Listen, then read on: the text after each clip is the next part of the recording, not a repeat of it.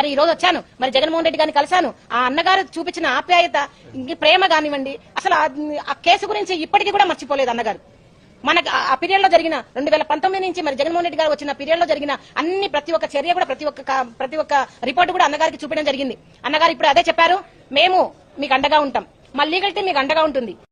ఈ గత 5 సంవత్సరాల్లో జగన్మోహన్ రెడ్డి గారు మా కేసును సిబిఐకి ఇస్తున్నామని చెప్పి దొంగ జీవోస్ ఇచ్చి మరి మమ్మల్ని మోసం చేయడం జరిగింది. మరి సిబిఐ ఆఫీస్ కూడా మేము వెళ్లి విచారించగా ఇవి పనికిరాని జీవోస్ అండి అని చెప్పడం జరిగింది. మరి అలా మాట ఇచ్చి మోసం చేసిన జగన్మోహన్ రెడ్డి గారి చేసిన ప్రతి ఒక్క చర్యను కూడా మేము మరి మేడం గారికి వివరించడం జరిగింది. మేడం గారు అమ్మ కంపల్సరీ కూడా ఈ ప్రభుత్వంలో మీకు న్యాయం ఖచ్చితంగా జరిగి తీరుతుందని చెప్పారు.